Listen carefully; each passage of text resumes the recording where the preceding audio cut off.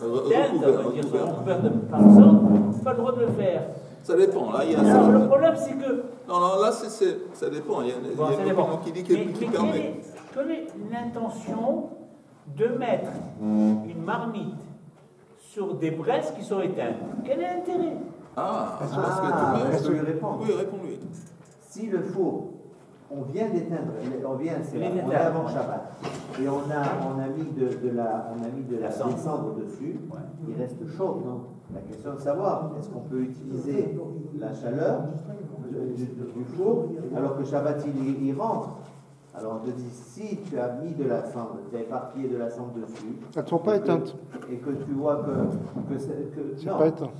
Elles ne sont pas complètement éteintes, mais toi tu parles dans le cas où elles sont complètement éteintes. Mais c'était précisé par là. Je vais te dire, on avait parlé de ça longuement, qu'il y a deux façons de comprendre notre Mishnah.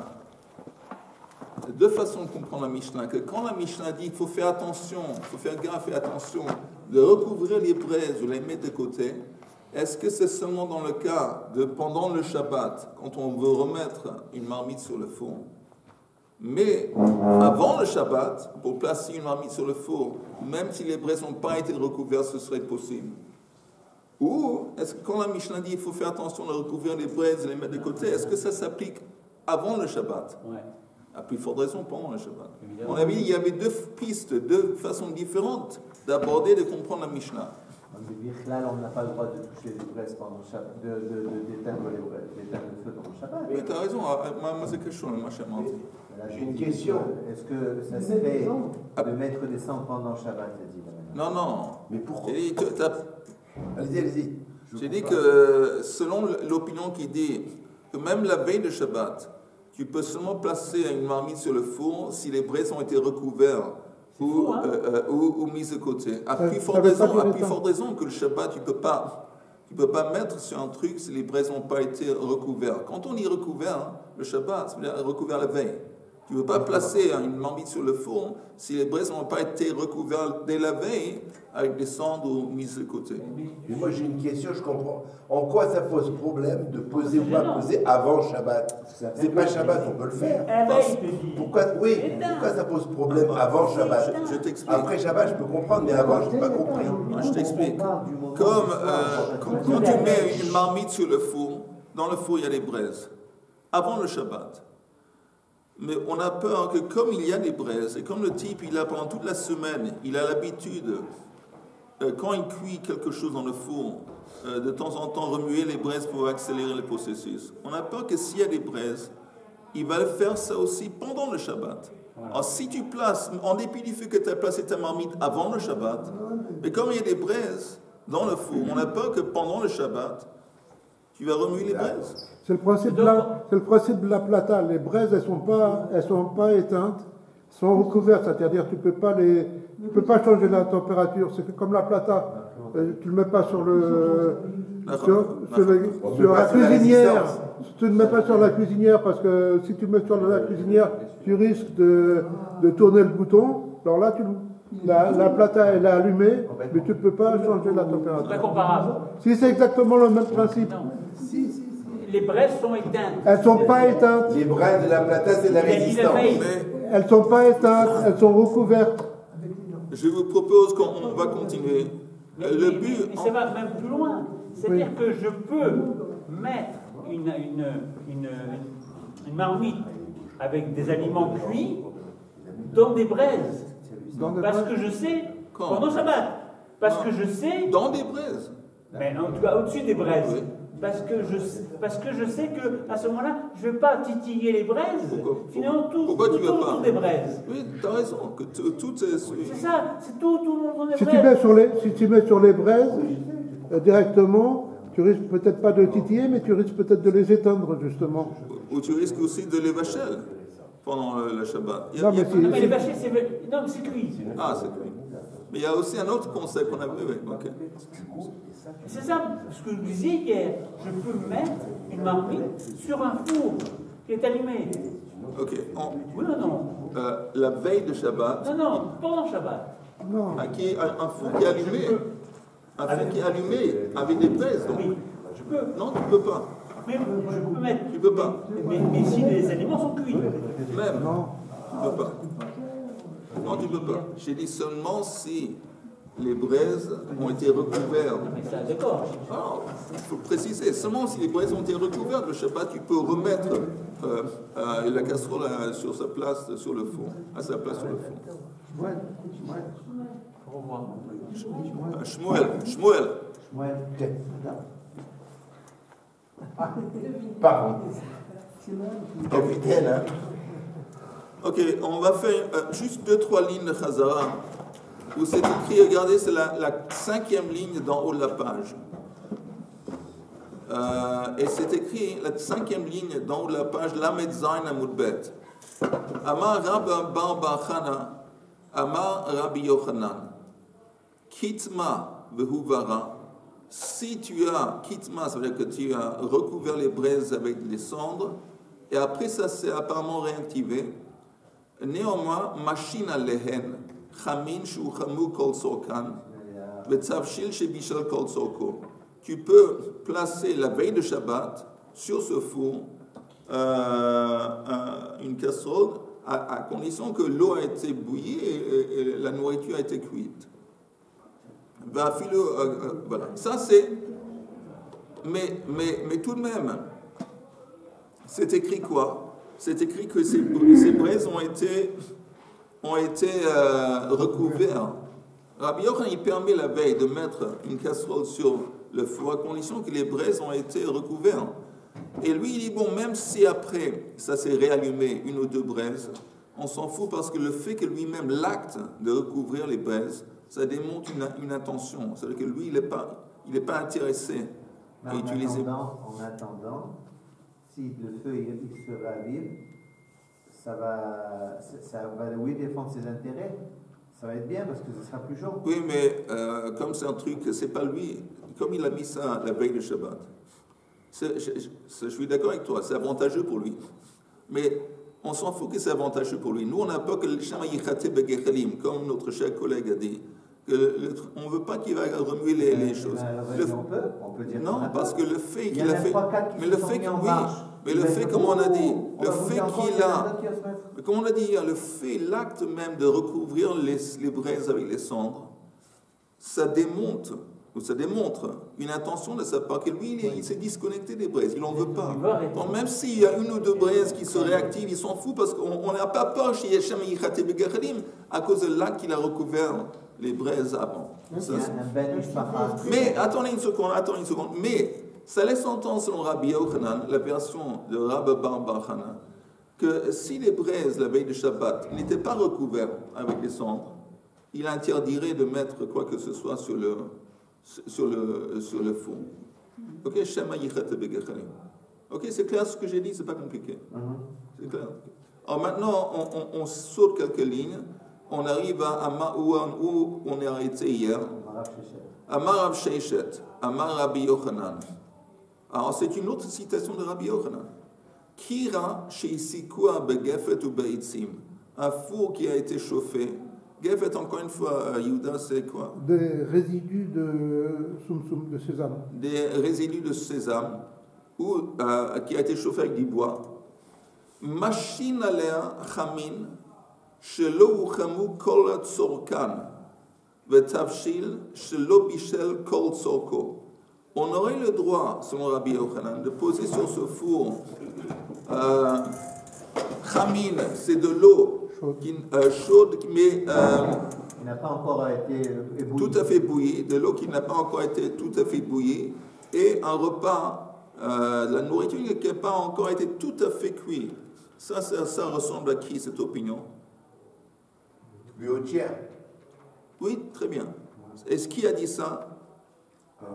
Ça vaut la peine d'essayer de se rappeler, c'est Hanania. Parce qu'il y a une marloquette de base, pour ce que j'ai dit que ça vaut la peine d'apprendre ça.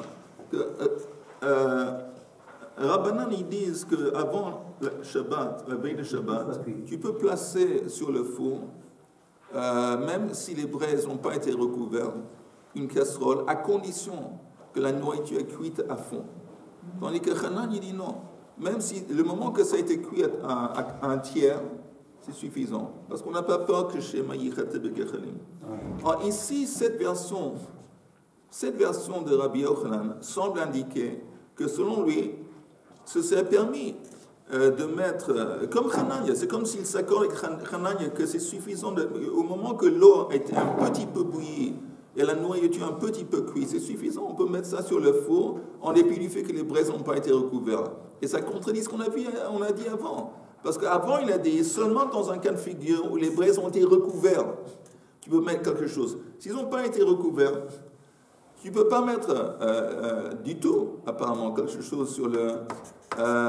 c'est écrit, même les choses qui ont été cuites à fond, tu ne peux pas mettre dessus. Ah, ça contredit. Alors... Quoi? Il y a une différence entre dessus et sur la paroi et sur le côté. Oui, mais ici on parle dessus pour ne pas se compliquer la vie. Alors, maintenant, je continue. Akar, s'il a pendant le Shabbat soulevé la casserole, lo yachazir, il ne peut pas remettre la casserole à sa place sur le four pendant le Shabbat, ad sheyigrof ou ad sheyiten efa, seulement si les braises à l'intérieur ont été ou recouvertes de cendres ou mises de côté la veille de Shabbat. Si ce n'est pas le cas, il ne peut pas le Shabbat remettre sur la casserole. Maintenant, la Gemara dit quand... C'est pas l'halakha. On ne parle pas d'halakha ici, c'est un cours de Gemara. Alors la Gemara dit que ça va matnitin. Apparemment, lui, Rabbi Yochanan, il aborde notre Mishnah que matnitin la chazir tnan. Vous entendez? Qu'est-ce que c'est? Je répète quelque chose que j'ai dit longuement auparavant. Quand on dit la chazir tnan, il y a deux façons, vous entendez, de comprendre la Mishnah, notre Mishnah avant, au début du chapitre. Quand la Mishnah précise, tu dois à tout prix recouvrir les braises, cette condition de recouvrir les braises, de les mettre de côté, est-ce que c'est seulement la chazir, quand tu veux remettre la casserole à sa place pendant le Shabbat? Oui, exactement. Est-ce que c'est seulement le Shabbat pour remettre à sa place? Mais ça laisse entendre qu'avant le Shabbat, pas de problème. On peut mettre, même sur un four dont les braises n'ont pas été recouvertes, on peut mettre, pas de problème. Est-ce que ça c'est une piste? Ça s'appelle la chazir tnan. Ou la shotnan, ou la condition que seulement si tu recouvres les braises ou tu les mets, ça s'applique au début du Shabbat même. Même au début du Shabbat, tu ne peux pas mettre une casserole sur le four seulement si. Or, ce qu'on vient de voir maintenant, ça donne l'impression que Rabbi Yochanan, lui, il adopte la piste de la chazir tnan. Ça veut dire que l'obligation de recouvrir les braises, c'est seulement quand tu veux remettre la casserole à sa place pendant le Shabbat, mais avant le Shabbat, tu peux placer sur le four, même si les braises n'ont pas été recouvertes. Ok? Avant la shot, mais pour placer avant le Shabbat, machine, on peut placer afalpi, chez Eno Garouf et Eno Katoum, en dépit du fait que les braises n'ont pas été recouvertes ou mises de côté. Pendant le Shabbat, si on doit remettre la casserole, on doit recouvrir la baisse. Il faut, tu peux c'est seulement autorisé de remettre la casserole si on part d'un four dont les braises ont été recouvertes la veille de Shabbat.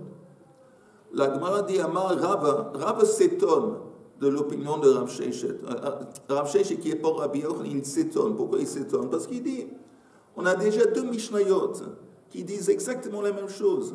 Quand Rav Sheishet, il cite Rabbi Yochanan, c'est des Amoraïm. C'est un enseignement d'Amoraïm.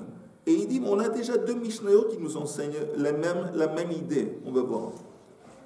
Amar Rav Tarvayu, ces deux enseignements, Tanani, Lishot, Tanina. D'abord, le fait qu'on ne peut pas, la veille de Shabbat, mettre quelque chose sur le four s'il y a des braises, et c'est écrit, où c'est écrit? Ein notnin et apat betoch hatanur, im chashecha, velo charara gabe gachalim. On ne peut pas placer, coller du pain à l'intérieur d'un four avant la nuit de Shabbat, avant. Et on ne peut pas non plus mettre un gâteau charara sur des braises. Elle a que des yishik remou paner. Seulement si le haut de la pâte est déjà devenu croustillant. Ça veut dire croustillant, c'est comme, c'est à peu près équivalent à cette idée de tiers, le tiers de cuisson. C'est-à-dire que ça a déjà commencé à cuire. Donc tu ne peux pas, c'est écrit, tu ne peux pas seulement si auparavant, yikremu paner. Ah, mais ça laisse entendre.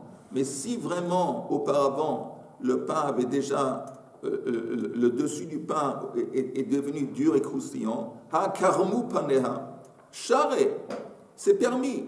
Donc, à partir de cette Mishnah, une Mishnah explicite, j'ai compris le principe que si une nourriture a atteint le tiers de sa cuisson, on peut le mettre même sur un four dont les braises n'ont pas été recouvertes. Alors qu'est-ce que Rav Sheishet, qu'est-ce qu'il vient rajouter quand il vient ici de l'enseignement de Rabbi Yochanan? On n'a pas besoin de ça, selon Rav, parce que c'est déjà enseigné explicitement dans une Mishnah, en parlant du pain dans le four, le gâteau sur les braises. Deuxième chose, quand il dit de remettre à la place pendant le Shabbat, ça aussi c'est enseigné. La chazir nami tanina, beitil elomrim af machazirin. Quand beitil dit dans la Mishnah, tu peux aussi, quand tu as pris le plat, la casserole, la remettre à sa place pendant le Shabbat. Ve'ad kan lo kashar beitil el abegrufa bektuma.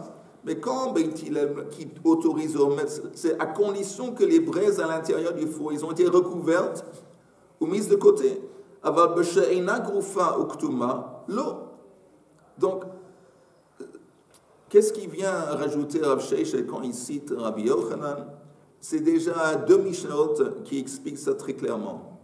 En fin de compte, dans la première Mishnah, il y a aussi l'expression loïten. Et on ne sait pas vraiment la signification de l'iten. Très bien. Alors, quand vis-à-vis de la Mishnah qui dit de Beit Hillel, qui dit tu peux seulement retourner si les braises ont été recouvertes, ça, en effet, Rabbi Yochanan, comment il s'appelle? Rav Sheishet qui cite Rabbi Yochanan, c'est en plus. Où est-ce qu'il y a un chidouche dans l'enseignement de Rabbi Yochanan? Justement, vis-à-vis de la Mishnah qui dit Beiten. C'est pas clair exactement de quoi on parle. Et donc, quand Rabbi Yochanan il dit, quand Rav Sheishet ici de Rabbi Yochanan, il dit, tu sais quoi, avant le Shabbat, même sur des braises qui n'ont pas été recouvertes, tu peux mettre une casserole à condition que c'est au moins un tiers cuit.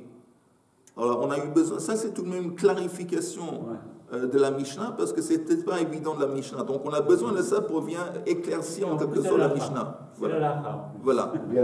Rav Sheishet nam idiou que de manitin que machna, il vient nous aider à l'édayek. Comment on dit l'édayek? À préciser, faire une précision sur la Mishnah qui n'était pas tout à fait claire. Ok, maintenant. Amar Rav Shmuel bar Yehuda, Amar Rabbi Yochanan. Encore une citation de Rabbi Yochanan. On va voir qu'il y a en fin de compte trois citations différentes, trois versions différentes. Qu'est-ce qui est écrit selon cette version? Kira sheisiku abegefet ubeitzim. Un four qui a été chauffé avec du bois ou des déchets de sésame. Machine à l'air, on peut placer dessus la veille de Shabbat. Tavshil shebishel kol sorko vechamin shuchemu kol sorkan. À condition que la nourriture, ici c'est différent. Ici, tu peux seulement placer dessus une nourriture qui est cuite à fond. Un tiers, c'est pas suffisant. Ici, c'est à fond. Mais il y a une autre précision. En fait, ça va simplement te garder le repas au chaud. Oui. Tout est prêt, simplement, ça te garde. Oui. Mais parce que c'est l'ingrédient qui est différent. Non, la préparation, elle est finie. Elle est complètement mais c'est complètement cuit. Complètement cuit. Mais tout de même, la question pourrait se demander, si le contenu il est tout à fait cuit, quel est le problème de mettre ça sur un four dans lequel il y a des braises? C'est cuit. Oui, mais c'est pas de l'eau qui continue à cuire et brûler. Le problème, c'est pas de l'eau. L'eau, elle cuit. Et si c'est de la nourriture? La nourriture, elle peut brûler après. Et alors? On va le diminuer. On n'a pas le droit pendant le Shabbat. Non, mais c'est pas comme c'est pas toi qui est en train de chauffer. Ça se fait d'une façon automatique, ça se fait d'une façon indépendante à toi. Toi, tu as placé la casserole sur ce four, il y a des braises, mais la nourriture a déjà été cuisinée à fond la veille. Quel est le problème? Le problème, c'est que tu peux les tasser avec les braises pendant Pourquoi? le Shabbat pour diminuer ou pour augmenter le feu. Non, d'abord, chaque fois. Parce que c'est pas assez. Attends, juste pour dire, chaque fois qu'on Mechatim Begachalim, c'est seulement pour augmenter. D'accord. Mais je dis, si c'est déjà cuit, quel est l'intérêt qui va les Chatot Begachalim? Quel est l'intérêt qui va remuer les braises? Il veut brûler ou quoi? Non, il n'a pas intérêt. Alors, on avait dit avant, et on avait dit hier. Il peut bailler les braises justement pour enlever, pour pas que ça brûle. Non, on ne parle pas de ça. Non, ça, il ne peut pas faire. Ça, il ne veut pas faire parce que ça, c'est déjà, ça devient comme les rabot. Attends. Non, on parle. Les rabot, d'abord, tu ne peux pas enlever les braises et tout ça parce que ça s'appelle éteindre. Tu ne peux pas éteindre le Shabbat, c'est comme tu ne veux pas cuire. On peut retirer un petit peu pour pas que ça cuise trop. Non, mais je vais te dire. Bon, apparemment, non. Mais le principe de l'Echatot Begechalim, c'est un principe qui exprime seulement une chose, augmenter le feu. Maintenant, encore une fois, je vous demande, si on parle de la nourriture qui est cuite à fond, et il met sur un four dans lequel il y a des braises, quel est le problème? Quel est le problème? C'est cuit déjà. Pourquoi il n'a pas d'intérêt à commencer à remuer les braises? Il y a un principe de base, il ne faut pas remuer les braises. Point. Oui, mais je suis d'accord avec toi. Mais pourquoi? Je suis d'accord. Mais pourquoi il n'a aucun intérêt? Apparemment, il n'a aucun intérêt. On s'en fout de l'intérêt. Mais c'est honte, hein? Non, Pas du tout. je peux répondre. Apparemment, il n'a aucun intérêt C'est l'intérêt qui va le faire bouger ou pas bouger. Puisse être tenté, comme c'est sur le feu déjà, de la nourriture qui a déjà été cuite, de mettre une nourriture qui n'a pas été complètement cuite. Voilà, ça c'est déjà trop compliqué, c'est trop philosophique. La Gemara, il y avait un autre concept dont on a parlé, dont on a traité hier, que quand on parle de viande, de nourriture, il y a un concept qui s'appelle mitztamek veyafelo. Mitztamek, ça veut dire que ça se réduit, mais dans le sens que le plus ça cuit, le mieux c'est. Alors, même si on parle de la viande qui a été cuite à fond, mais néanmoins, il y a des plats que le plus on le laisse cuisiner, à cuire, le mieux c'est. Si c'est comme ça, oui, il reste le danger que les Chatot Begechalim, il reste. Il reste. Alors donc ici, encore une fois, on va juste répéter. Amar Rav Shmuel bar Yehuda Amar Rabbi Yochanan. Kira shehisikua begefet u beitzim. Machine alea tavshil shebikel. Mais cette fois-ci, ce sont aussi c'est cuit à fond. Kol tzorko vechamin shevuchamu kol tzorkan. Ve'afilu mitztamek ve'yafelo. Et même si on parle apparemment d'une viande dont la cuisson va être avantageuse. Amar le'yahu mederabanan le'rav Shmuel bar Yehuda. Alors, cette citation de Rabbi Yochanan, c'est une version de Rabbi Yochanan qui a été citée par Rav Shmuel bar Yehuda, qui est Meikel. Il est Meikel parce qu'il dit, bon, dans un côté, il est Mahmir. De quelle façon il est Mahmir? D'un côté, il est Mahmir. De quelle façon il est Mahmir? Calme, léger. Je répète. Cette version qu'apporte Rav Shmuel bar Yehuda de Rabbi Yochanan, il a un élément qui est mahmir, qui est sévère, un élément qui est meikel. Quel est l'élément qui est mahmir? Vous pouvez regarder les mots de la Gemara, peut-être vous allez trouver la réponse dans les mots. On ne sait jamais. Si vous juste... Amar Rav Shmuel bar Yehuda Amar Rabbi Yochanan, Kira shehisikua begefet u beitzim. Les braises n'ont pas été recouvertes. Parce qu'il faut que ce soit complètement cuit. Il a fait. Le fait qu'il insiste que ça va être complètement cuit, c'est déjà une chouma. C'est pas comme Hanania qui dit un tiers c'est suffisant. Donc ça c'est une chouma. Mais il y a une coule aussi. Il y a un élément qui vient alléger, qui coule, calme. C'est quoi le côté calme? Voilà. Même en dépit du fait qu'on parle de quelque chose de mitztamek, veyafelo, néanmoins il permet. Ça va le modifier, ça va le rendre encore meilleur. Voilà. Néanmoins il permet. On n'a pas peur de Shamayi Khateb. Alors, ça, qu'est-ce qui se passe? Alors, Amar le'ahu mederabanan. Il y a un Talmid Chacham, ou un Chacham qui a dit à Rav Shmuel bar Yehuda. Mais comment tu dis ça? Rav et Shmuel, de Amrei Tarvayu mitztamek veyafelo asur. Rav et Shmuel, tous les deux, ils ont dit que si tu places sur le four la veille de Shabbat quelque chose, même s'il est cuit, mais s'il y a un risque que mitztamek veyafelo, qui va s'améliorer C'est interdit, selon Rabbi Shmuel. Il risque de, si jamais ils voient que ça baisse, de vouloir bouger pour que ça continue. Oui. Et eux, ils disent que c'est interdit. Alors, comment lui il répond à Shmuel Bar Yehuda, parce que c'est lui qui a cité Rabbi Yochanan qui Mekel. Amar le atu leit ana yada. Est-ce que tu penses que moi je ne sais pas de Amar Rabbi Yosef, Amar Rabbi Yehuda, Amar Shmuel, mais Samek veyafelo asur. Moi je sais que, comment il s'appelle Rabbi et Shmuel, tous les deux, ils sont de l'opinion que Mistamek veyafelo, si la viande, elle va s'améliorer, que c'est interdit. Je sais. Mais moi, ce que j'ai dit, les Rabbi Yochanan Kamina, ça c'est l'opinion de Rabbi Shmuel. Moi, je te donne l'opinion de Rabbi Yochanan de ce point de vue qui est plus Meikel. As Amar le Rav Ukva mi Meishan le Rav Ashim. Un certain Rav Ukva a dit à Rav Ashim, vous, c'est qui vous? Vous les Juifs en Babel, Atun de Mekarvitu les Rav Shmuel, vous habitez à côté. Vous habitez à côté de Rav Shmuel, avidu que Rav Shmuel. Vous devez vous comporter comme l'opinion de Rav Shmuel. Ça veut dire que vous devez l'achmir. Ça veut dire que vous n'avez pas le droit, vous qui habitez en Babel, de mettre quelque chose chez Mitzlamek Veyafelo. C'est le Maradéatra. Pardon? Ce sont les Maradéatra. Oui, et pas seulement ça. Parce que. Mais lui, il continue de dire, mais nous, Anan, Na'avid que Rabbi Yochanan. Nous, on va comme Rabbi Yochanan, on va laquelle? Maintenant, quand lui dit il va laquelle, parce que lui, il est de l'opinion que la lacha, c'est comme Rabbi Yochanan. Que Mitzlamek Veyafelo, on s'en fout s'il le place avant le Shabbat. Mais attends une seconde. Mais il dit Rabbi Shmuel, ou dans la communauté en Babel, ils ont adopté pendant beaucoup de temps ce minhag, ou ce comportement de Khumra. Alors, une fois que c'est comme un neder, vous entendez, il y a des gens qui, ça fait des années, qu'ils ont adopté une khumra. Ça devient comme un neder qu'on ne peut pas baisser. On peut pas baisser. Ouais. Alors, c'est pour ça qu'il dit, moi je dis que l'opinion c'est comme Rabbi Yochanan, que c'est permis. Que Mitzlamek Veyafelo c'est permis. Mais vous, comme ça fait longtemps que vous... lui, il est en Israël. Parce que Rabbi Yochanan... Lui, il est en Israël, il n'est pas... Voilà, exactement, lui, il est en Israël. Mais vous vivez en Babel. Et vous vivez avec l'autorité, sous l'autorité de Rabbi Shmuel. Et ça fait longtemps. Alors, vous devez vous comporter comme Rabbi Shmuel. Et donc, pour vous, c'est interdit. Pour nous, c'est permis. Voilà. Regarde. Rav Shmuel... Rav et Shmuel, c'est deux Rabbanan, ils étaient en Babel. D'accord.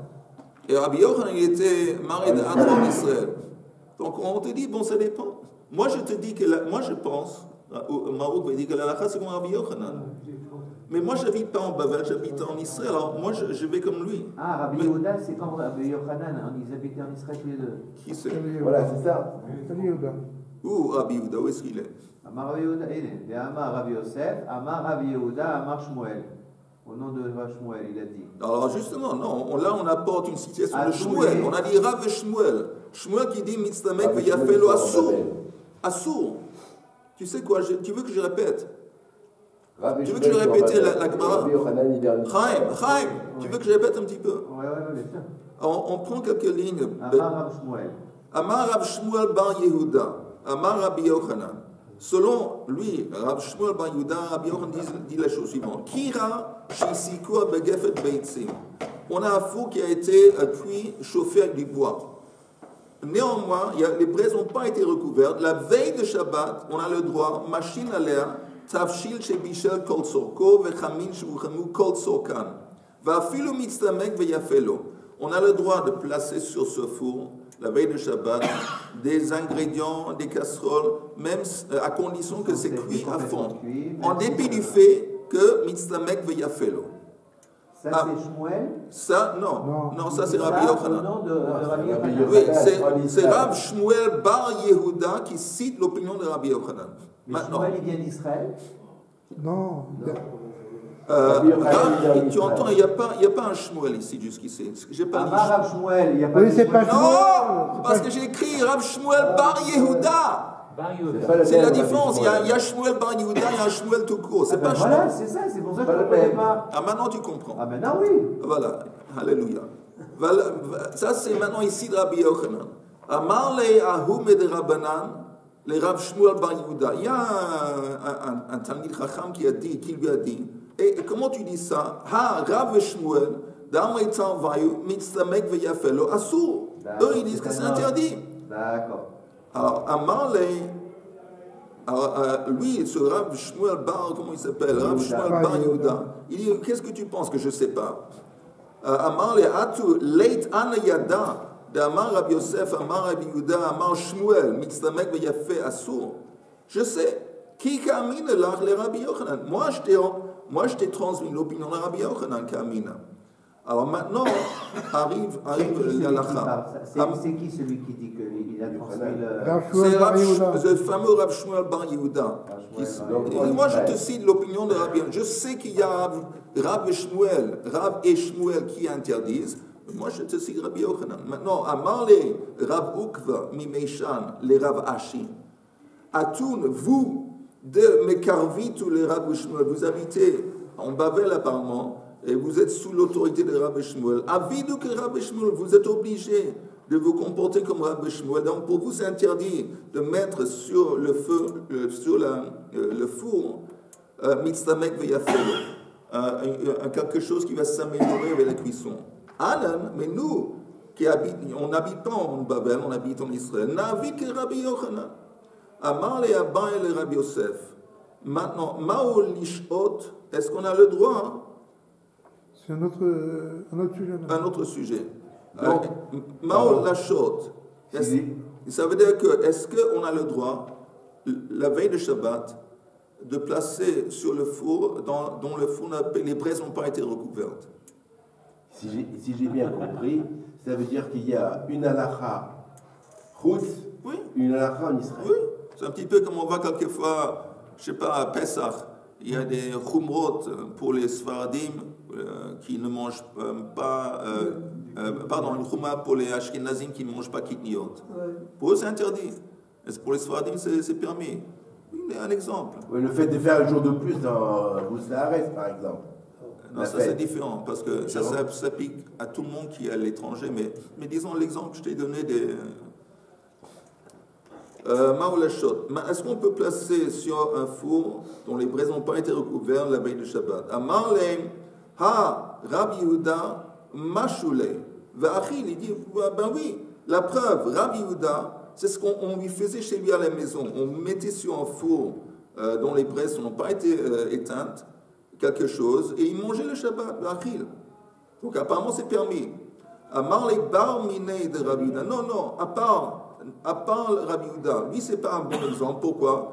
Pourquoi? De Mesukanhu, afilu be Shabbat nami share le miyavadle. Parce que apparemment Rabbi Yehuda, il était malade. Il avait un problème de boule mousse. Et boule mousse, ouais. Boulémie. Oui, mais ça. Il avait, quand il était, il y avait des fois qu'il a été attaqué par une espèce, il était très faible, et il devait manger quelque chose de doux pour le réanimer, et s'il ne faisait pas ça, il était en danger. Et donc apparemment pour lui, ce serait même permis de cuisiner le Shabbat, parce qu'il y a un élément de pikuach nefesh. Laisse Rabbi Yehuda, c'est pas un bon exemple. Mais il dit, liv et lach pour moi et pour toi, Maï, est-ce que c'est permis ou pas? À Marley Bessoura, dans la ville de Soura en Babel, Machou, je sais que la coutume est, oui, de placer sur un four dont les braises, la veille de Shabbat, dont les braises n'ont pas été éteintes. De Rav Nachman Bar Yitzhak, Marei de Ouf de Haber. Rav Nachman Bar Yitzhak, c'était quelqu'un qui était très pointilleux, comme on dit, très makpid. Très tzaddik, très strict et très un grand tzaddik, et néanmoins, on lui préparait sa nourriture comme ça la veille de Shabbat, on mettait sur le four la veille de Shabbat, il mangeait pendant le Shabbat, donc ça veut dire que c'est permis. Amar Ravashi, Kaim Kame de Rav Huna. Moi, une fois, il témoigne, j'étais dans la présence de Rav Huna, et on l'a mis sur le four avant le Shabbat. Des poissons qui ont été... c'est des poissons en fin de compte baignés. des morceaux de poisson qui ont été baignés dans frits. Mais ils sont avec de la farine. Oui. On lui a mis ça sur le four. Pané. Poisson pané. Et Ve'achal. Ils vont naître. Et lui, il a mangé. J'ai vu que le Shabbat, il a mangé. Apparemment, Velo Yadan, mais je ne savais pas. Qu'est-ce que ça veut dire qu'il les a mangés? Est-ce qu'il les a mangés parce que lui, il est de l'opinion que Mixtamek Veyafelo, même si ça devient mieux, c'est permis? Ou peut-être,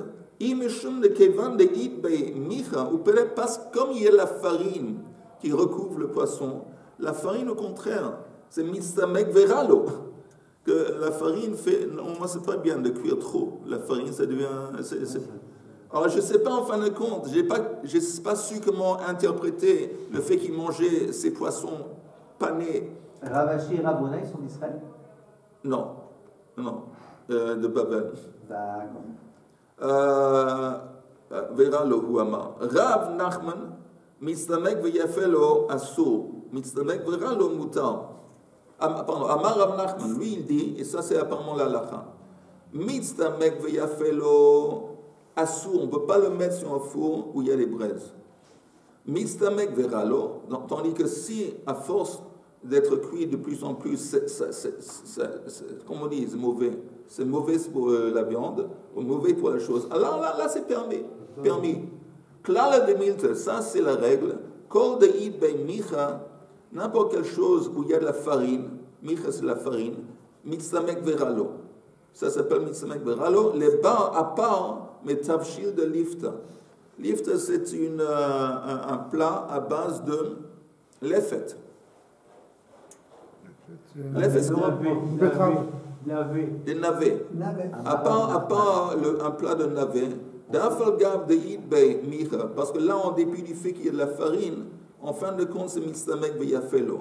Ça fait du bien à ce plat d'être cuit à long terme. Tu peux reprendre, j'ai pas. Oh. Bon, on continue. À partir de où? Amar Rav Nachman. Amar Rav Nachman. Mitztamek Veyafelo Asur. Mitztamek Veralo Mutar. Klala de Milte. Ça, c'est la règle générale. Kol de Id bei Micha. N'importe quel ingrédient, n'importe quelle nourriture où se trouve de la farine, ça s'appelle automatiquement Mitztamek Veralo. À cause de la farine, et donc tu aurais le droit de mettre ça sur le four la veille.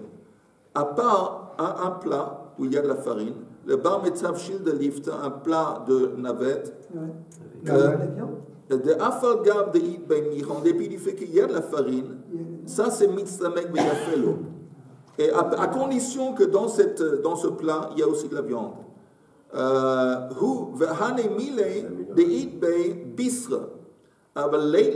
s'il n'y a pas de la viande, si seulement c'est des navets et de la farine, c'est Mitztamek Veralo. La Gemara dit, même quand il y a de la viande, c'est pas suffisant. Nami lo amaran, elle a de lo kabay la leochin. C'est seulement s'il n'a pas des invités. Il ne va pas pouvoir présenter cette viande ou ce plat de navette, de navet, de farine et de viande. C'est seulement quand il ne va pas vouloir le donner aux invités. Parce que s'il veut les donner, alors ça s'appelle Mitztamek Veralo. Apparemment, vous entendez, ça existe un plat que, oui, c'est avantageux vis-à-vis du goût que ça continue à cuire. Par exemple, ce cas de navet, de farine et de viande. Le plus ça cuit, le mieux c'est. Mais qu'est-ce qui se passe quand ça cuit? Ça se rapétit. Ça se rétrécit, ça devient... Hein? Non, ça réduit. Non, c'est pas une chose. C'est des navets, de la farine et de la viande. Mais ça devient petit. Au niveau du tam, c'est mieux. Mais au niveau de la présentation, ça n'a pas l'air bien. Alors si il a des invités, il va devant. Alors ça s'appelle Mitztamek Veralo. S'il n'a pas des invités, c'est seulement pour lui. C'est Mitztamek Veralo. Parce que lui, il s'en fout de comment ça a l'air. Pour lui, tout ce qui lui importe, c'est le goût. Rav Nachman, il est de Babel aussi, alors. Je ne sais pas. Rav Nachman est de Babel aussi. Ah voilà. Oui. Encore une minute. Avakabay le Ochim Mitztamek Veralo. Lifta. Lift, c'est un plat à base de figues.